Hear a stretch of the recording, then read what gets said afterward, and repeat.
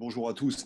Je salue nos députés qui nous ont sans doute rejoints. Je ne les vois pas, mais je pense qu'ils sont là. Je les présenterai dans quelques instants. Peut-être auparavant, comme le veut une tradition assez courte, puisque ça n'est jamais que la troisième édition, mais néanmoins bien établie. Et je vais faire un bref résumé des travaux passionnants qui nous ont été présentés, que les chercheurs me pardonnent parce qu'eux-mêmes ont présenté justement un résumé. Je vais faire un résumé du résumé en quelque sorte, à grands traits. D'abord, un exposé de Thomas Brand sur l'environnement, de la conjoncture, cette double crise très singulière, constituée d'un choc d'offres et de demandes.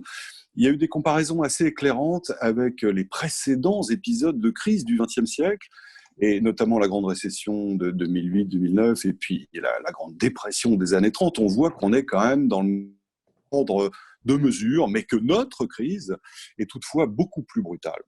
Des éléments aussi intéressants sur le coût économique de ce deuxième confinement, a priori moins élevé que le premier, dans des proportions qu'il est encore difficile d'évaluer, bien sûr, aujourd'hui. C'est en tout cas confirmé par les indicateurs haute fréquence qui ont été compilés. Tout ça déboucherait sur une croissance de moins 4% au quatrième trimestre, c'est-à-dire en instantané sur les 2 derniers mois de l'année, novembre-décembre, à moins 12. Et ça nous donnerait une fourchette pour l'année 2020 qui est comprise entre moins 8,6% dans le scénario, j'allais dire, optimiste, et jusqu'à, pour la borne négative, moins 11%. Deux éléments intéressants, considérations incidentes, mais qu'il faut prendre en compte.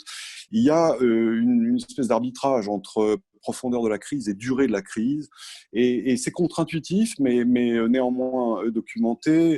Le fait d'avoir une crise plus courte, mais plus profonde, nous contraindrait à une reprise beaucoup plus laborieuse, compte tenu de la détérioration du capital humain et de la perte d'employabilité.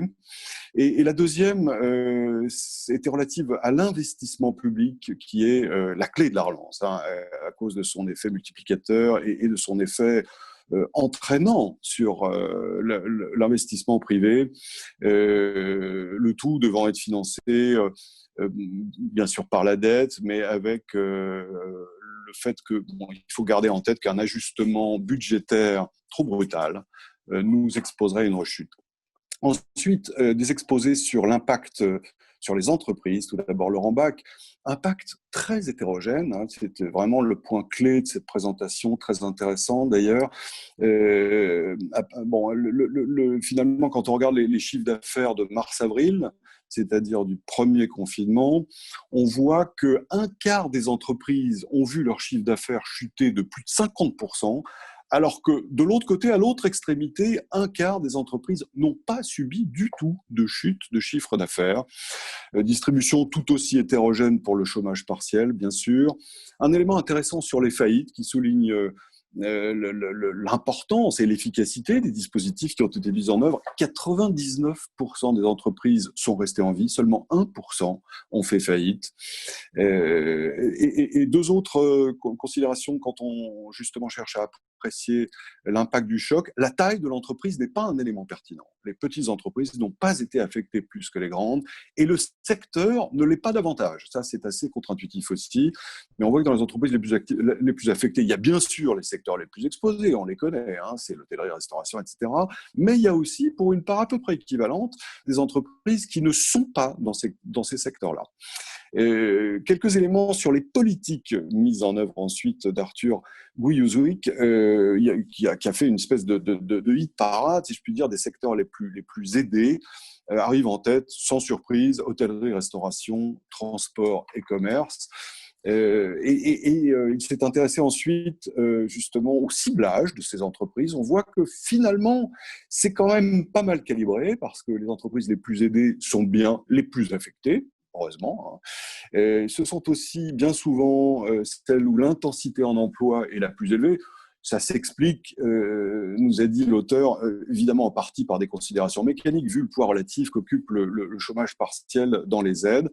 Mais autre élément intéressant, ce sont aussi les entreprises qui sont les plus vulnérables en termes financiers qui ont été ciblées. Et quelques idées sur le plan de relance de Clément Malguir. Sur le plan de relance et plus particulièrement sur la baisse des impôts de production et de l'impôt sur les sociétés.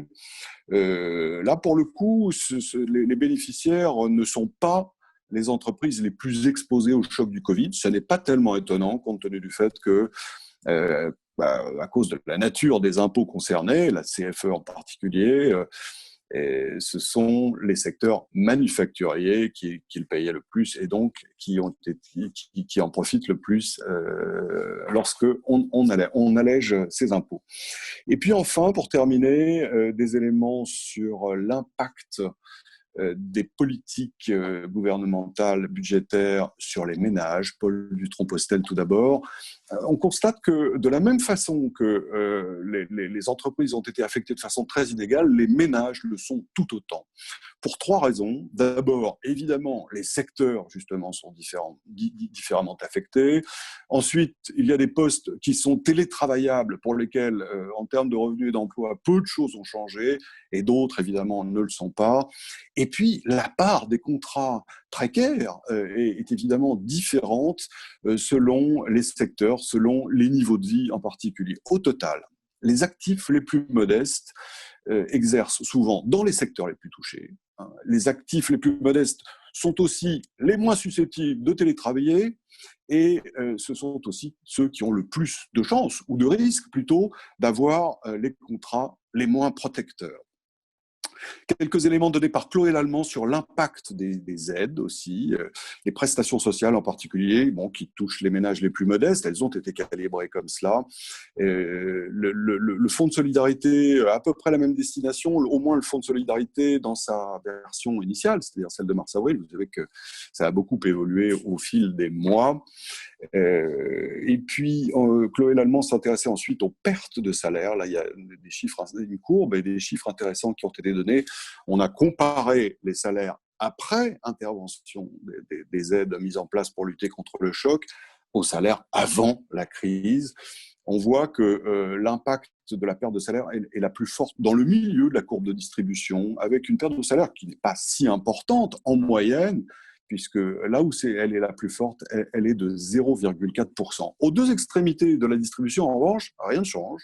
Ça s'explique pour les plus modestes par le fait qu'ils ne travaillent pas, évidemment, donc leur situation ne change pas. Et pour les plus favorisés, par le fait qu'ils n'ont pas d'activité partielle, parce que justement, leur poste est largement télétravaillable, donc ils n'ont pas vu de différence en termes de revenus. Et puis Brice Fabre, enfin, pour terminer, budget 2021, impact sur les ménages.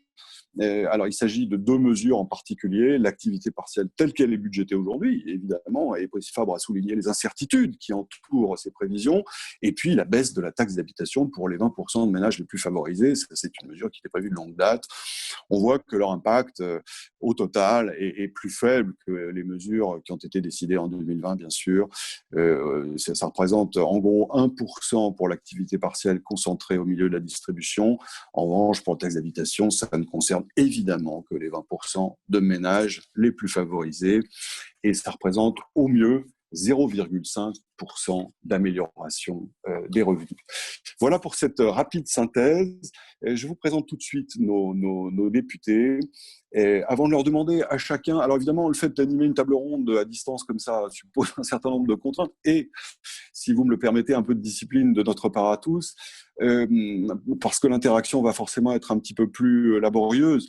Je vais vous demander à chacun de commenter justement le dispositif mis en place par le gouvernement en 3 minutes, de façon à ce qu'après on puisse quand même essayer de faire émerger un débat. Nos participants, ceux qui étaient là les années précédentes, les connaissent, puisque c'est en quelque sorte le Club des 5 qui est revenu. Valérie Rabault, tout d'abord, qui est députée, bien sûr, membre de la Commission des Finances et présidente du groupe PS. Éric Woerth, qui est président de la Commission des Finances et député LR. Laurent Saint-Martin, qui est rapporteur du budget et qui est député LAREM. Éric Coquerel, membre de la Commission des Finances et député France Insoumise. Et puis Jean-Noël Barrot, qui est député des Yvelines et membre du MoDem, membre également de la Commission des Finances. Merci à tous d'être là. Éric Woerth, monsieur le président de la Commission des Finances, nous allons commencer par vous, si vous voulez bien nous donner justement votre diagnostic sur les politiques qui ont été mises en œuvre pour lutter contre cette crise sans précédent. Merci. Bonjour d'abord à tous. Bonjour à François Langlais, et puis à mes collègues, et puis à ceux qui écoutent cette visioconférence. C'est vrai que c'est plus pratique en direct, mais c'est ainsi. Je suis arrivé un peu en retard, donc j'ai pas entendu tout ce qu'a dit François. Et puis on a reçu les documents très tard, donc j'ai pu lire les synthèses, mais je ne suis pas rentré dans les détails. Donc il y a peut-être encore un certain nombre d'idées personnelles et pas uniquement par revue et corrigé par ce qui a été dit dans les documents. Moi, je pense qu'il y a un truc qu'il faut assumer, c'est que on a transféré le risque économique d'aujourd'hui vers un risque économique et financier pour demain. C'est-à-dire qu'on a, on aurait pu avoir d'énormes marges de manœuvre, mais c'est pas le cas. Donc c'est un transfert de risque. Est-ce qu'on pouvait faire autrement? Sans doute pas. Sans doute pas. Évidemment, si on laissait mourir trop d'entreprises, au-delà de la conséquence sociale, humaine, qui est évidemment fondamentale, c'est une conséquence de redémarrage de l'économie extrêmement complexe, beaucoup plus complexe. On aidait au travers d'un plan d'urgence et de relance assez important. Le plan d'urgence et de relance sont séparés. Les mesures sont connues, les mesures d'urgence, vous en avez évoqué un certain nombre. Elles sont connues, elles ont été plutôt, me semble-t-il, efficaces. Vous avez raison, les secteurs sont très différents. Je, je, probablement également, alors vous dites que sur les tailles d'entreprise, sans doute, c'est peut-être moins flagrant, mais il y a un croisement, en tout cas, entre les secteurs et les tailles d'entreprise. Il faudra regarder de plus près, c'est peut-être dans les documents, mais encore une fois, je ne l'ai pas vu. En tout cas, sur les ménages d'abord, la limite, c'est le quoi qu'il en coûte, quoi. La limite, c'est quoi qu'il en coûte pour les générations futures. Ce n'est pas tout à fait la même façon de poser la question. Pour l'instant, on n'a pas mesuré ça. Évidemment, on a le sentiment qu'on va financer tout cela à partir de la croissance potentielle que cela générera, de la capacité à rebondir. On a vu d'ailleurs que le rebond du troisième trimestre a été important, que les recettes fiscales ont été plutôt meilleures qu'on ne le pensait. Donc, tout ça, tant mieux. Ce point de vigilance, il faut évidemment le garder terriblement en tête dans la composition d'un plan d'urgence et d'un plan de relance. On voit aussi que le plan de relance, il est un peu décalé aujourd'hui, ce qui est foisonnant, touche beaucoup de sujets, des sujets à très long terme, touche des sujets qui auraient plutôt leur place dans un budget normal. Pas grand-chose à voir avec de la relance. Donc on voit bien qu'il est un peu décalé au moment où on est en plein dans cette deuxième. Pour les ménages, ils s'en sortent plutôt bien. Même si on n'a pas les indicateurs de taux de pauvreté. Ce matin, il y avait le comité de suivi de Benoît Cœuré. C'est la question notamment des indicateurs de cette nature. Évidemment, il n'y en a pas parce qu'il n'y a pas d'indicateurs en direct et quasiment en live des revenus. Mais on voit que les mesures très importantes de chômage partiel ont beaucoup aidé. Les mesures aussi ponctuelles, tournées vers les plus modestes, ont aussi beaucoup aidé. Pas une réponse fondamentale sur les jeunes ou sur les personnes qui ont des contrats extrêmement précaires.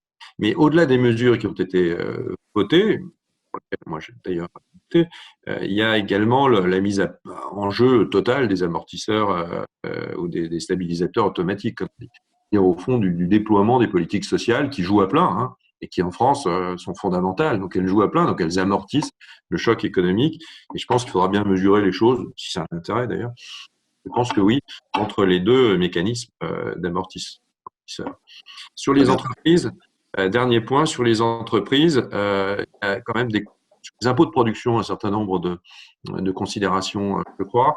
Moi, je pense que c'est une bonne mesure. C'est pas vraiment une mesure de relance en elle-même, me semble-t-il, parce que c'est une mesure assez classique au fond, de réduction d'une imposition qui n'était pas était plutôt anti-compétitive, mais c'est un fait et c'est tant mieux. Et dernier point, il y a quand même un dernier acteur, c'est quand même les finances de l'État, la sécurité sociale, qui sont évidemment extrêmement chahutées, alors qu'ils ont des capacités heureusement, mais ça veut dire que la France d'après, elle ne peut pas ressembler à la France d'avant. C'est-à-dire que si on redépense la même chose dans les mêmes conditions et encore plus vite, bah, à moins qu'on soit à 2% ou 2% et demi de croissance potentielle et à pas d'inflation, et avec une inflation quand même égale à zéro, donc c'est compliqué, mais au moins ça garantit sur des taux.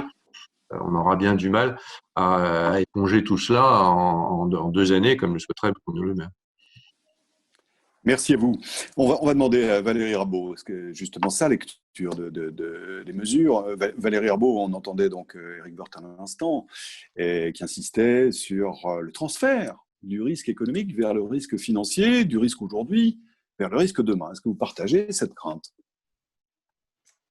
Bonjour déjà à vous toutes et à vous tous et merci pour l'étude que j'ai suivie tout à l'heure lorsque vous avez commencé à 13h.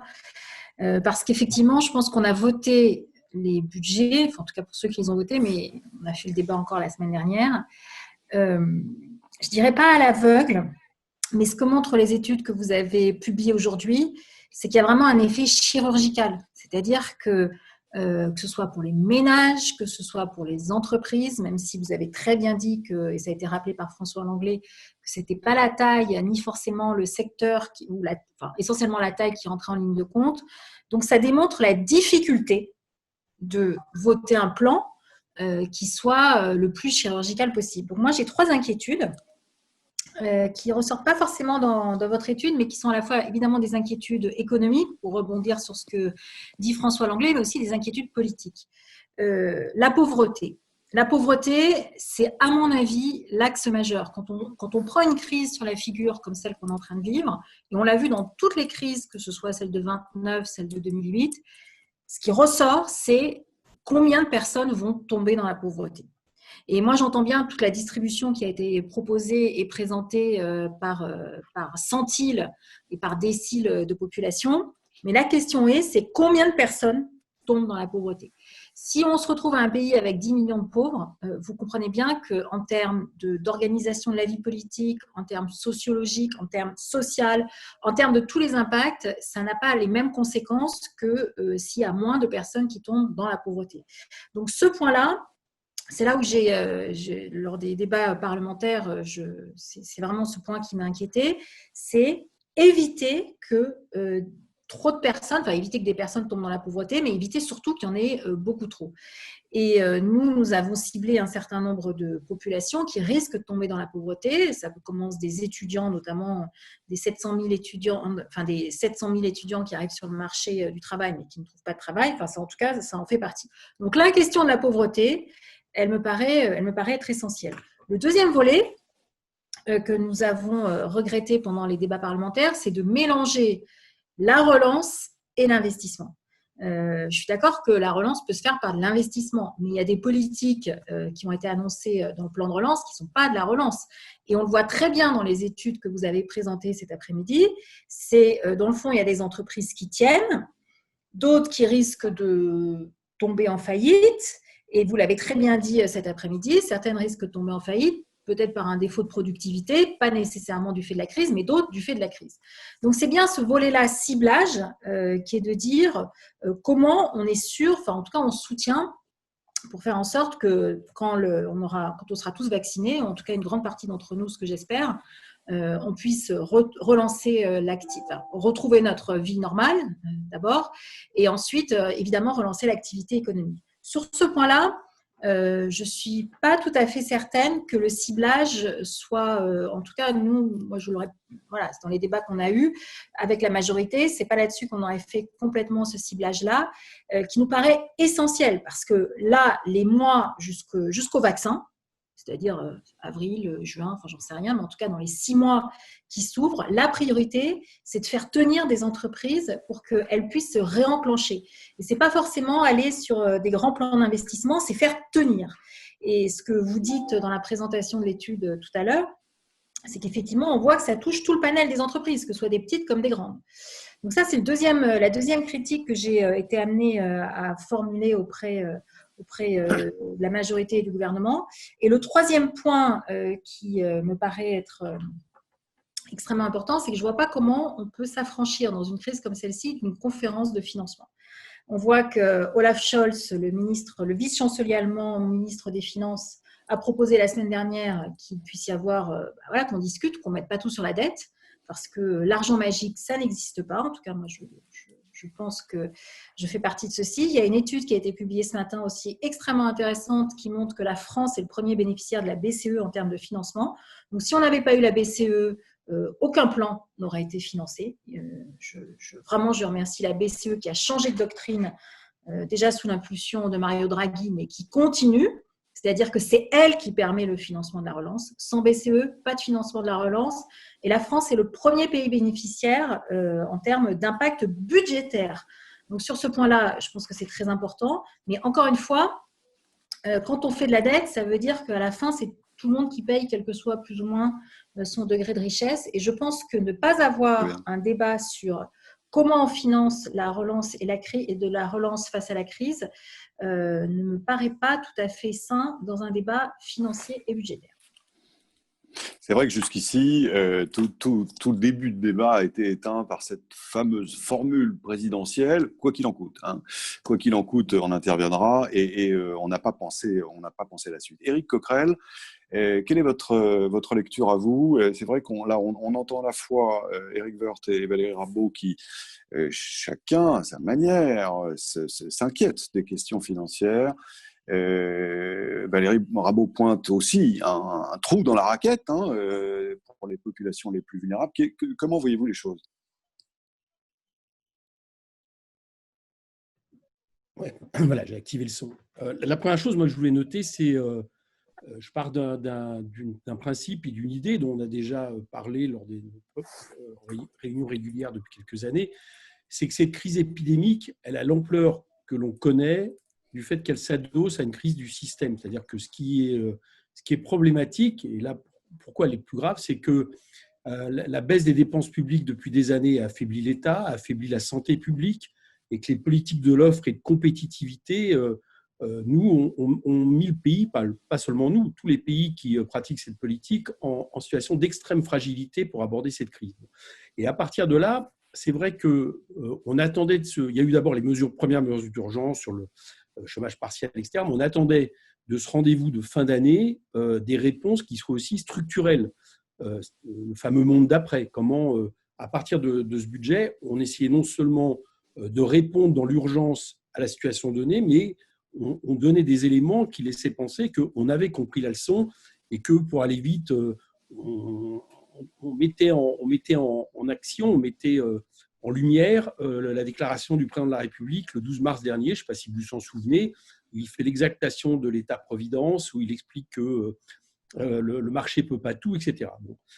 C'est à cette lumière de cela qu'il faut examiner. Alors, j'allais dire que de ce point de vue-là, c'est une déception à tous les niveaux. D'abord parce que, premièrement, entre plan de relance et les différents PLFR, PLF, les sommes investies sont insuffisantes. Ça va être 30 milliards pour l'année 2021, alors même que c'est un point du PIB et qu'on sait qu'on va en perdre environ 10. Donc les sommes déjà sont insuffisantes par rapport à ce qui est nécessaire. Au même moment, comparaison de budget, les Allemands en mettent 90 milliards sur la table pour une année. Nous, c'est 30 milliards. Deuxièmement, on le fait, j'allais dire, avec, là encore, on renoue avec finalement la politique de l'offre et de la compétitivité. Là où, par exemple, y compris de la part du FMI, tout le monde estime que l'investissement public est ce qui est le plus nécessaire, on s'aperçoit que cet investissement public ne représente que 25% environ du plan de relance, pendant que les mesures non ciblées aux entreprises, et en plus à travers des méthodes, je vais y venir, qui sont contestables, représentent 38%. Donc le choix qui a été fait, la manière dont on a mis ces 30 milliards, interroge aussi. Au lieu d'être direct ciblé avec conditions, on prend plutôt la question, une fois de plus, de baisser des impôts, donc des recettes, c'est l'impôt sur la production, que si j'ai bien compris, les conclusions de l'IPP contestent également, ou en tout cas on émettent un avis critique, et on a de nouveau une politique qui non seulement va accroître les déficits à travers moins de recettes, mais en plus avec de l'argent qui va être mis sans aucune contrepartie. De ce point de vue-là, souvent on a des discussions avec les députés de la majorité, monsieur le rapporteur, monsieur Mimi, sur l'efficacité de ces baisses d'impôts. Alors ça a été le CICE en termes d'exonération ou l'impôt production dans les années à venir sur l'emploi. Il y a un centre de recherche qui s'appelle Rexecode, d'après ce que je comprends, c'est plutôt un centre assez libéral, qui estime que ces 10 milliards vont représenter 100 000 emplois d'ici 2030, pour un gain de PIB de 0,6 points sur la période. Si vous faites le calcul à raison de 10 milliards par an, ça fait 100 milliards d'investis par l'État, et ça revient à un emploi coûtant 10 millions d'euros, soit à peu près le même coût que les emplois du CICE. Donc, c'est pour dire que non seulement c'est moins de recettes, non seulement c'est pas ciblé, non seulement c'est la même politique de l'offre, mais les gains, l'espoir sur l'emploi devrait être à peu près aussi nul que l'a été le CICE.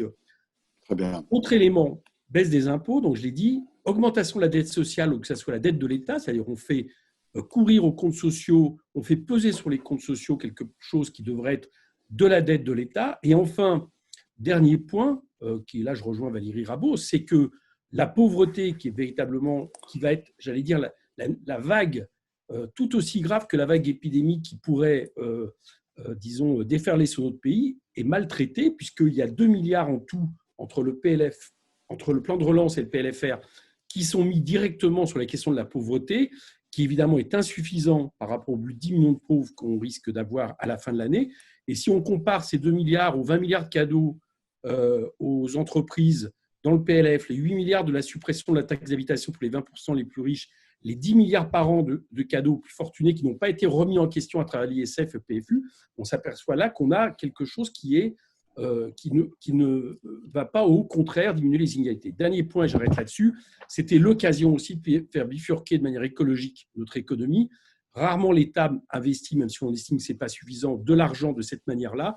Et là aussi, c'est une déception par rapport à ce qui aurait été nécessaire, j'allais dire, pour préparer l'avenir et préparer l'avenir vis-à-vis des générations à venir, parce que comme Éric Woerth, il faut y penser, et pour moi, je pense que c'est la dette la plus importante, c'est la dette écologique.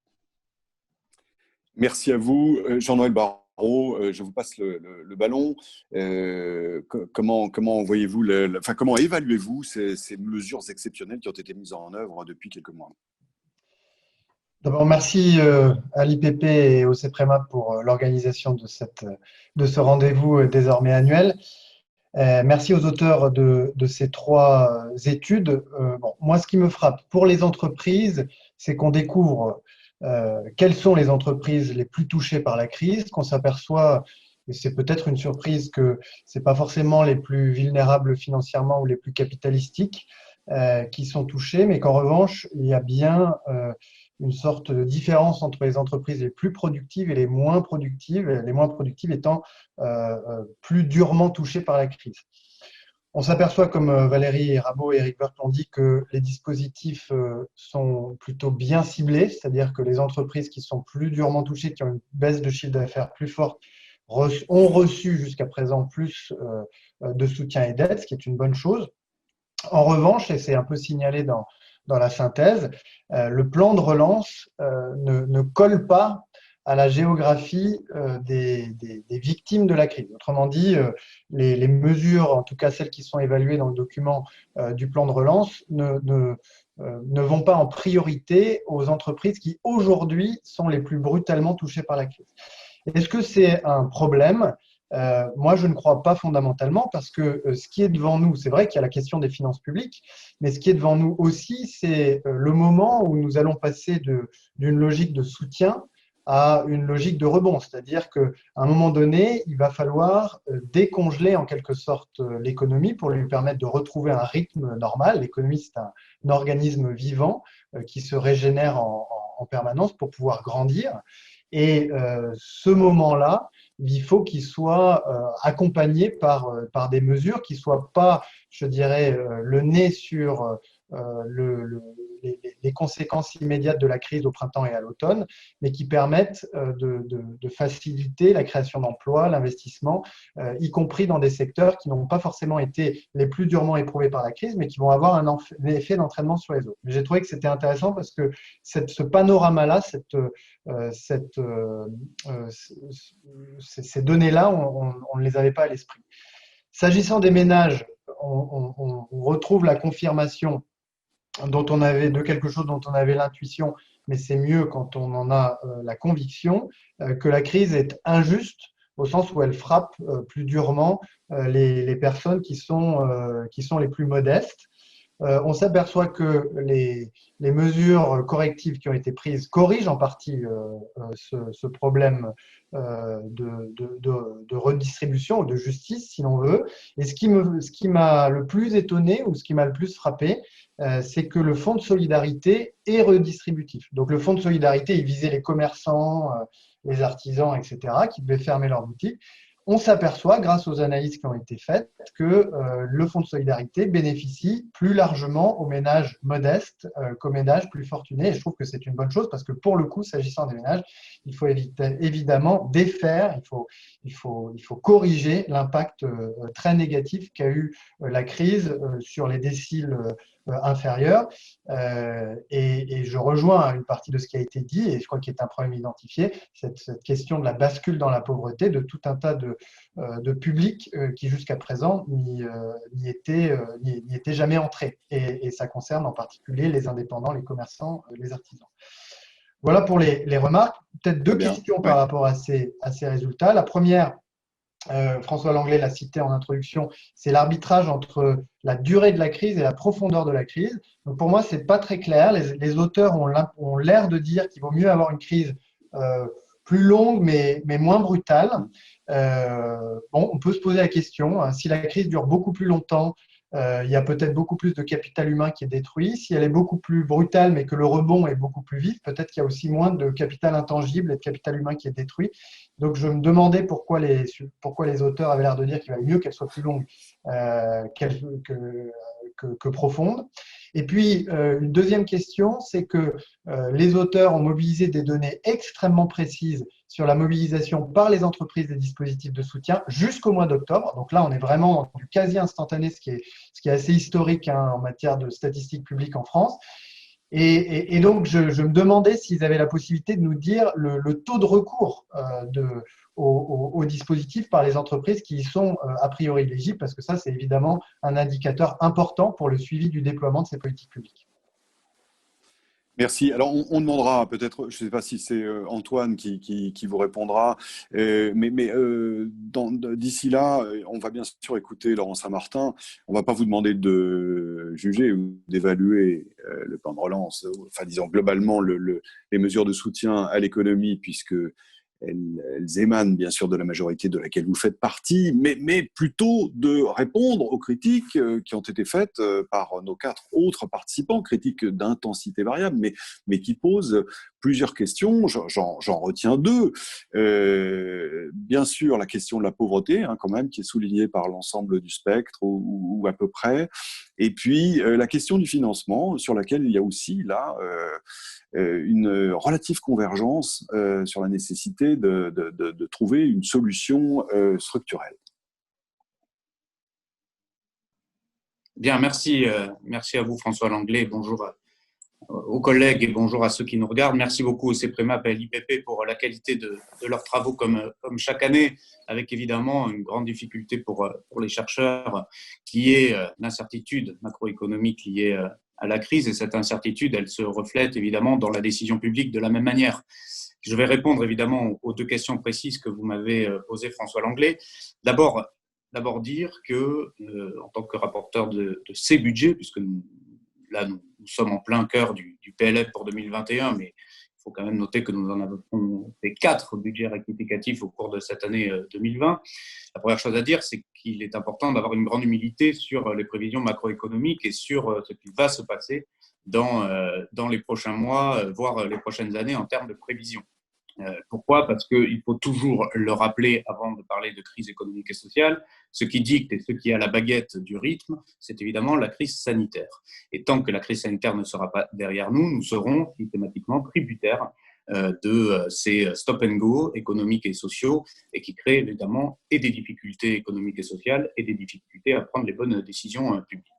Alors, on le voit d'ailleurs, ce sujet-là, aux réactions de confiance d'investissement, aux réactions de marché, à la possibilité d'avoir un vaccin plus vite que prévu. C'est extrêmement intéressant d'analyser comment les comportements de confiance se redressent beaucoup plus rapidement sur l'annonce du vaccin que sur des annonces publiques d'outils de soutien économique. Ça démontre bien, encore une fois, que c'est bien la crise pandémique qui dicte le rythme des autres crises. Je dis depuis le début de cette crise que nous vivons une crise qui s'apparenterait à une courbe en K, comme l'ont également dit un certain nombre d'économistes.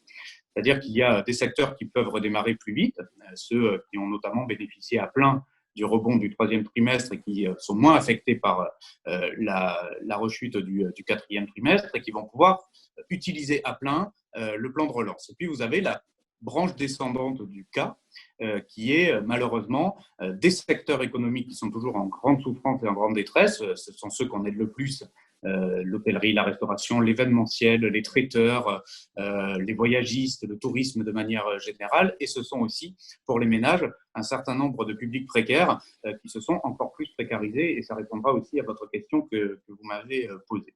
Et donc, finalement, cette courbe en cas, elle a deux véhicules législatifs qui doivent porter des réponses. C'est les projets de loi de finances rectificative pour l'urgence et c'est le plan de relance dans le projet de loi de finances pour 2021 pour ce qui est de l'avenir, des investissements de demain et donc de ce qu'on appelle maintenant de façon un peu générique la relance. Je crois qu'il est important de garder les deux en parallèle. Et je pense que ça serait une erreur d'aller puiser dans la relance pour financer l'urgence parce que nous aurions procédé à un deuxième confinement. Je crois qu'il est extrêmement important de maintenir l'ambition du plan de relance de 100 milliards d'euros alors que nous vivons, c'est vrai, en ce moment, des vraies difficultés économiques et financières pour un certain nombre de professionnels. Prenons par exemple les restaurateurs. Il faut aider les restaurateurs tout de suite, immédiatement, et c'est ce que nous faisons en augmentant le fonds de solidarité jusqu'à 10 000 euros par exemple et en maintenant l'activité partielle dans le 4e projet de loi de finances rectificative. Mais il faut aussi préparer les investissements de demain en rendant nos entreprises plus compétitives, c'est l'objet de la baisse des impôts de production, mais aussi en investissant dans des secteurs d'avenir, l'hydrogène par exemple, en formant mieux les employés, en accompagnant davantage cette mise en passe entre une offre et une demande entre les employeurs et les salariés. Bref, tout ce qui fait le cœur du plan de relance, avec un focus très important sur la transition écologique, doit être maintenu à son ambition originelle. Et je pense que ça serait une grosse erreur, et nous le payerons plus tard, si nous devions baisser cette ambition aujourd'hui.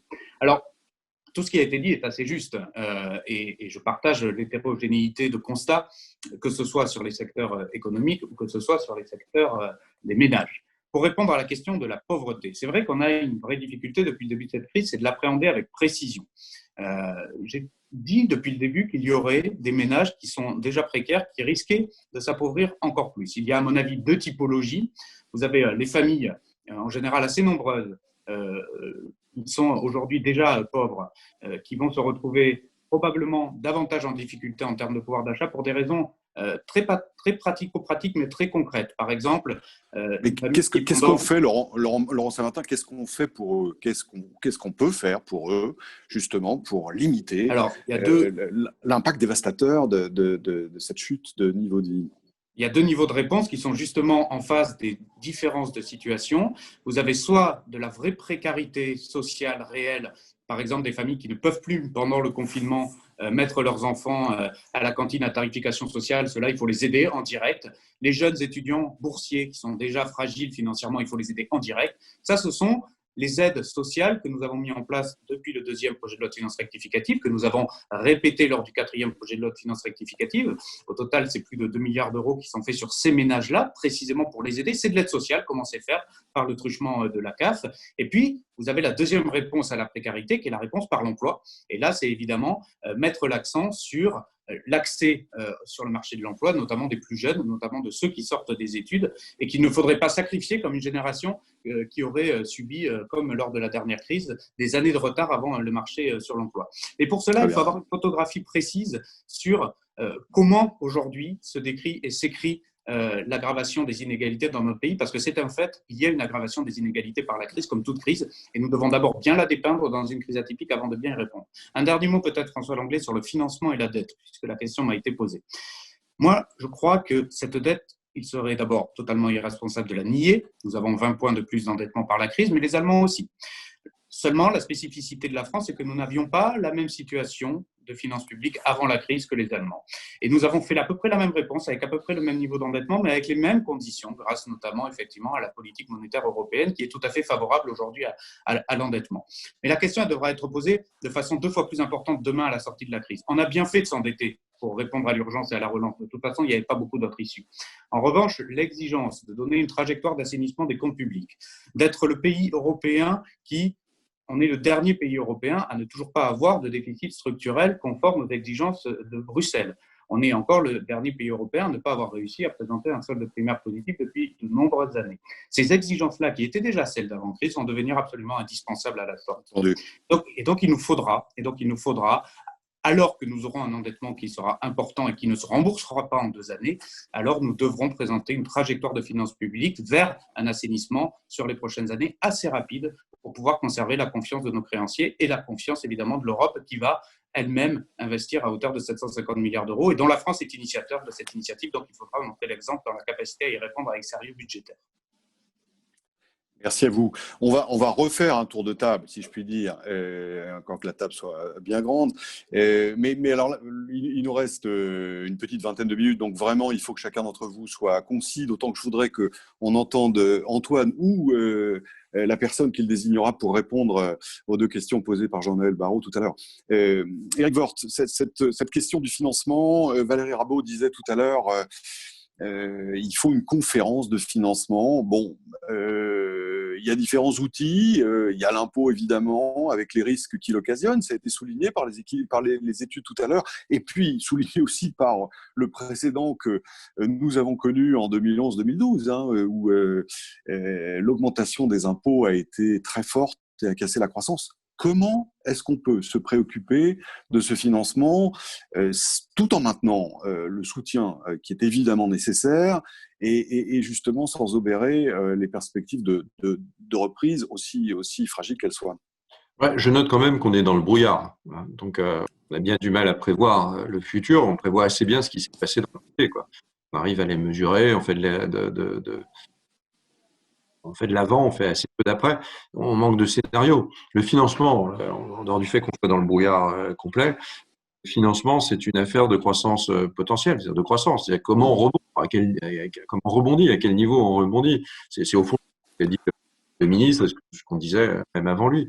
C'est-à-dire que s'il y a une croissance plus importante, assez d'inflation, des taux durablement bas, pour pas nous étrangler par le niveau de dette, on peut essayer de se penser qu'en maîtrisant un peu la dépense, ce qu'on a fait moyennement bien jusqu'à présent, même avant crise, on peut diminuer tranquillement le ratio entre le PIB et l'endettement et donc desserrer ce terrible étranglement de la dette qui peut devenir à terme extrêmement dangereux. Enfin, on n'en est pas là. On se rassure par le rythme de rebond du 3e trimestre. On dit c'est vrai qu'il est fort. Oui, oui, il est fort, mais tant mieux. Mais d'une certaine manière, une fois qu'on a fermé, on rebondit, on est joyeux, on consomme. On verra ce que donnera après cette 2e vague. La conséquence de la 2e vague, la 2e vague, elle est venue sur un corps social et économique affaibli. Alors la première vague était déjà venue sur un corps social et économique assez affaibli, en tout cas relativement affaibli par rapport à d'autres pays. Là, évidemment, elle nous a touchés, comme d'autres pays, dans des conditions encore plus difficiles. La question, elle est sur le rythme de déconfinement et sur la capacité à avoir un rythme de rebond suffisamment fort. Sinon, le risque, c'est aussi de décrocher par rapport à des grands pays, Chine ou États-Unis, qui ont sans doute qui sont touchés aussi par le virus, notamment les États-Unis maintenant, et qui pourraient décrocher assez rapidement l'Europe, au moins un certain nombre de pays européens comme la France. Et là, au fond, jusqu'où on va, quoi? Jusqu'où le corps social et économique va réagir et va résister? Est-ce que c'est jusqu'au vaccin? Est-ce que c'est avant? Est-ce que c'est après? On est en train de vivre un crash test en direct de l'économie française et plus généralement d'ailleurs de la société française, puisque les effets psychologiques sont très importants. Et comme vous le savez, en économie, la psychologie joue son rôle. C'est clé. Éric Coquerel, vous avez pointé les insuffisances du plan de relance, notamment en matière de transition énergétique pour l'année qui vient. S'il y avait une mesure qui vous semble être devoir prise l'année prochaine, c'est laquelle ? Justement pour conforter les perspectives de l'économie française sans pour autant désarmer dans le soutien aux populations affectées.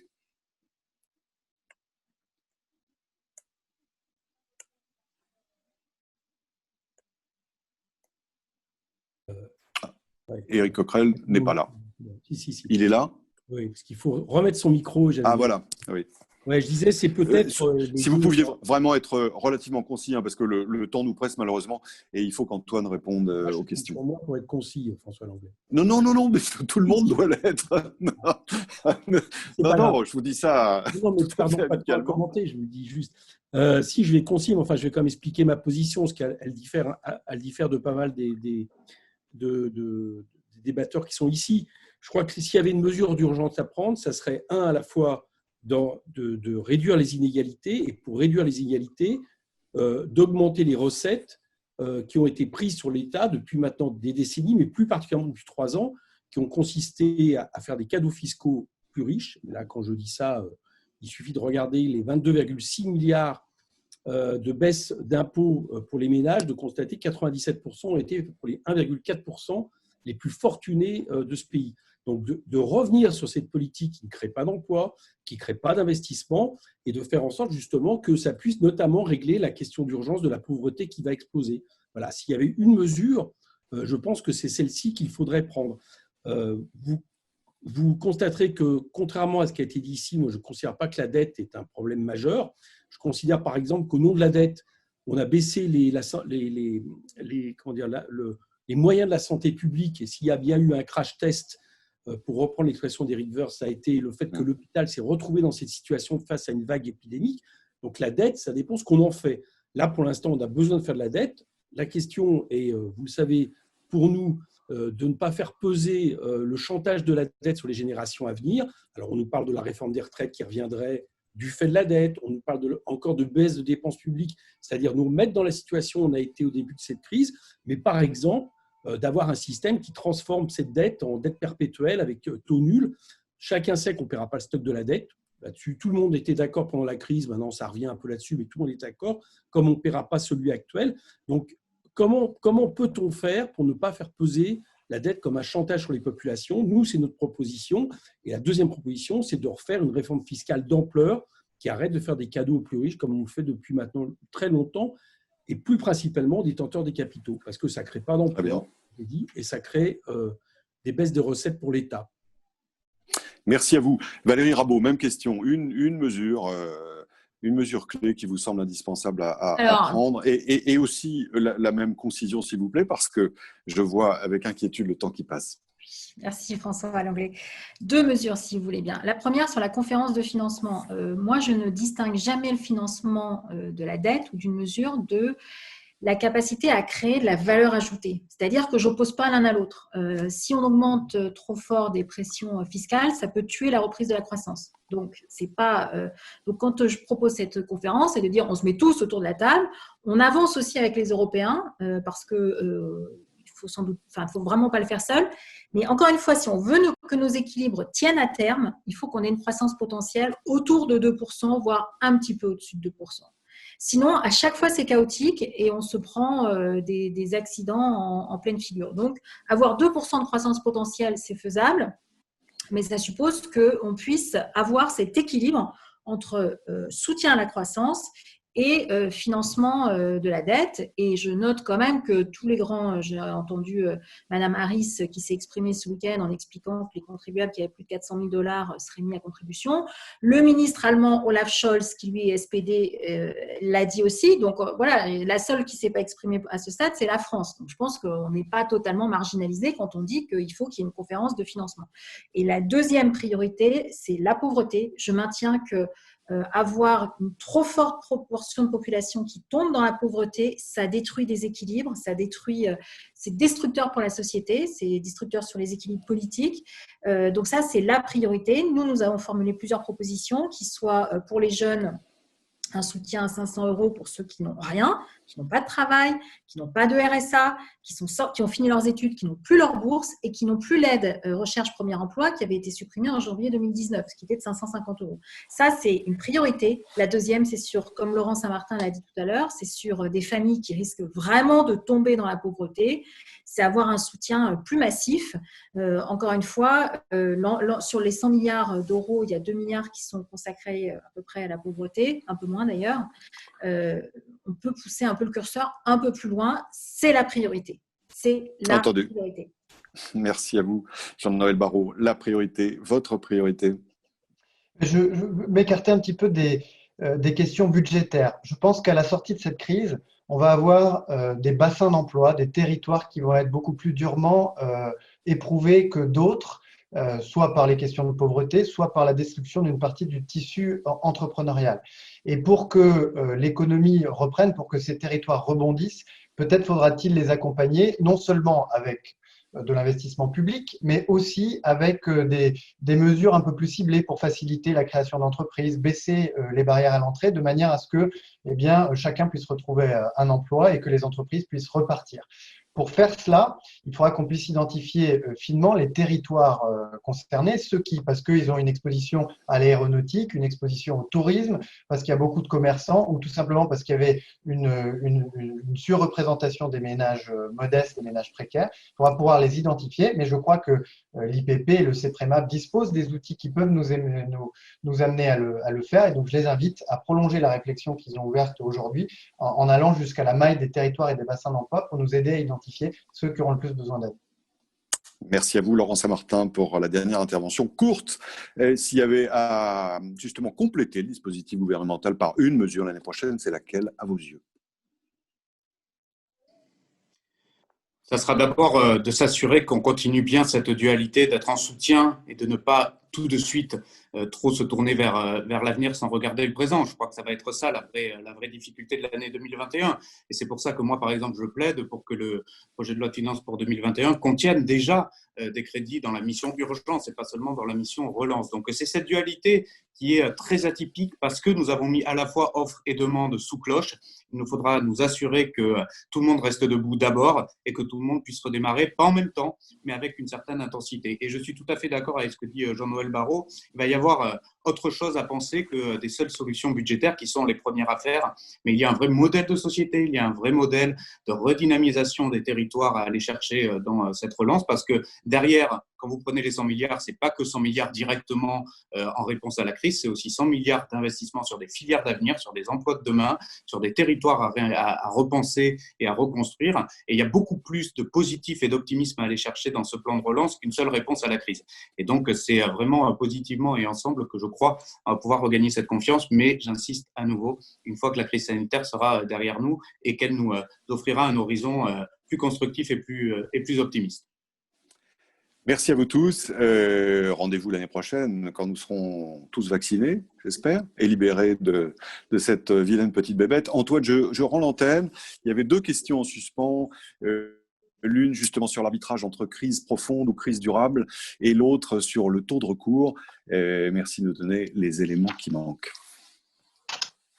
Merci pour ce débat, merci pour l'animation, merci à tous pour ces débats très intéressants. Alors sur les 2 questions qu'avait posées Jean-Noël Barrot, la première sur la question du modèle, de savoir la question de l'arbitrage entre une courte crise ou une intense ou plus longue mais moins intense, c'était simplement on a fait un exercice sur un modèle macroéconomique où l'essentiel de l'élément était sur les questions de destruction d'emplois et la question clé était de savoir dans quelle mesure, selon les 2 cas, il y a plus de destruction d'emplois parce que c'est ça qui avait les effets les plus durables. Et si on était dans une crise qui est à la même niveau d'ampleur, qui est courte mais qui détruit plus d'emplois, eh bien ça a des effets plus délétères de long terme. Alors ça veut dire aussi que si on a un dispositif comme le chômage d'activité partielle qui permet d'éviter qu'il y ait ces destructions d'emplois, une crise courte mais intense peut tout à fait être préférable. Mais la question clé, c'est vraiment dans quelle mesure on détruit ou pas trop d'emplois. Sur la question du taux de recours des aides, alors on n'a pas les idées complètement au clair là-dessus. Ce qu'on peut voir, c'est sur les dispositifs du Fonds de solidarité emploi, les exonérations de cotisation, il y a les taux de recours qu'on peut estimer, ils sont très très proches des montants budgétés, donc ceux qui sont éligibles l'ont pris. Sur les prêts garantis d'emploi, on voit aussi, on a 25% des groupes qui ont pris les prêts de garantie d'emploi, ce qui est beaucoup plus élevé que ce qu'on a vu pour les crises précédentes. Donc là, ça suggère plutôt un taux de recours assez élevé. Sur l'activité partielle, c'est moins clair au sens où les montants dépensés n'atteignent pas du tout aujourd'hui ce qui serait, disons, le prorata, en tout cas de ce qui a été budgétisé pour l'année 2020. Donc là, il y a plus de questions de savoir si, dans quelle mesure, il y a eu une utilisation complète du dispositif. Je pense qu'on verra un peu plus d'ici la fin de l'année ce qui s'est passé avec le 2e confinement pour voir dans quelle mesure, en fait, ce qui restait finalement de l'activité partielle a eu lieu finalement après l'été, à la période d'automne. Et peut-être pour finir, d'une façon générale, sur l'indication il faut continuer ces travaux, absolument. on essaye de prendre les données au fur et à mesure qu'elles arrivent pour essayer d'apporter une meilleure compréhension. C'est effectivement assez rare d'être dans cette situation, de pouvoir mesurer au jour le jour, enfin semaine après semaine, la façon dont se développent les évolutions à la fois des mesures, à la fois du choc. Mais c'est aussi le fait qu'on en a énormément besoin et que c'est pas quelque chose qui est extrêmement facile ni habituel d'être capable de mesurer ces chocs. Donc, je vais conclure peut-être cette conférence en vous remerciant tous vraiment pour la qualité des débats, des interventions, remercier tous ceux qui ont suivi à la fois en direct sur YouTube et ceux qui reverront plus tard en replay cette conférence. Et on vous donne rendez-vous évidemment l'année prochaine, j'espère, dans de meilleures conditions à la fois sanitaires, économiques et sociales. Et je vous souhaite une bonne fin d'après-midi à tous. Merci beaucoup.